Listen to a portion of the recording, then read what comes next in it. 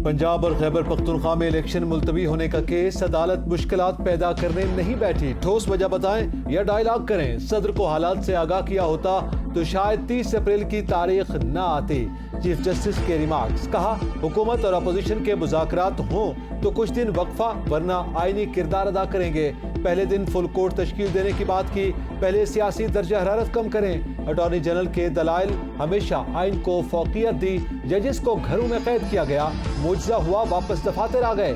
Chief justice के remarks.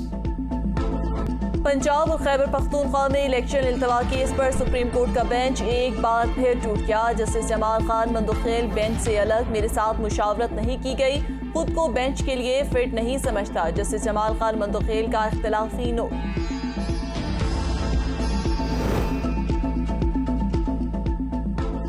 Article 184(3) को regulate करने का मामला, चीफ जस्टिस ने जस्टिस काजी फायज ईसा के अक्सरियती फैसले को मुस्तरद कर दिया।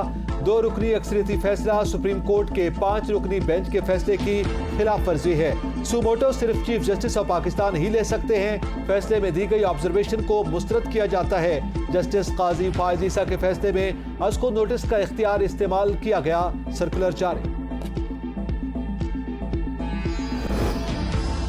जो बेंच फिक्स किया जाए उसमें इज्तिमाई दानिश होनी चाहिए, इससे सुप्रीम कोर्ट के फैसलों को ताकत मिलेगी। इस फैसले में डेमोक्रेसी होगी। मरियम औरंगजेब की गुफ्तगू, कहती हैं इलेक्शन का मामला 9 जजेस से शुरू होकर 3 पर पहुंच चुका। जस्टिस एजाजुल हसन इस केस का हिस्सा नहीं थे तो वो अमल दरामद वाले केस का हिस्सा नहीं बन सकते। उनका कहना था कि इनफरादी फैसले नजर आ रहे हैं, एक सर्कुलर से फैसले को खत्म नहीं किया जा सकता। ये सब इमरान खान की वजह से हो रहा है। इमरान खान आइन शिकनी, इलेक्शन नहीं, मुल्क में फसाद चाहता है।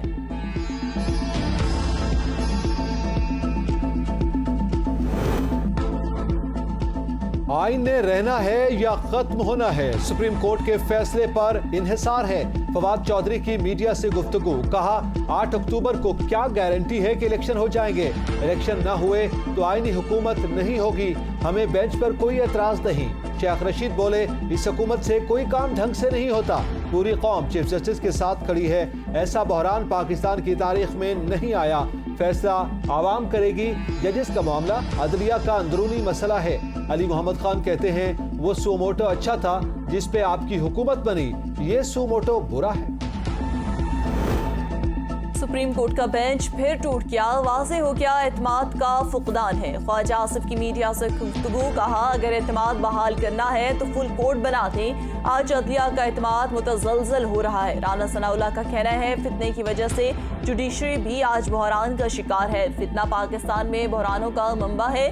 असम्बलियां भी इमरान खान ने तोड़कर बहरान पैदा किया।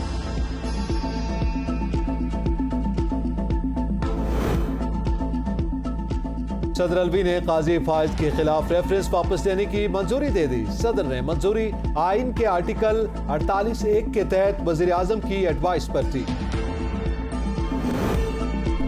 इमरान खान की 18 अप्रैल तक जारी नाकाबिल जमानत वारंट काबिल जमानत वारंट में तब्दील। इस्लामाबाद सेशन कोर्ट ने नाकाबिल जमानत वारंट को काबिल जमानत में तब्दील कर दिए।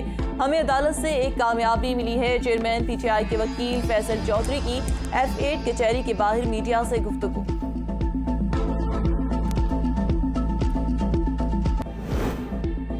घपले, मनपसंद अफराद को नवाजने और कमीशन लेने के इल्जाम। PTI की मजीद रहनुमा और साबिक सूबाई वजीर के खिलाफ एंटी करप्शन का शिकंजा।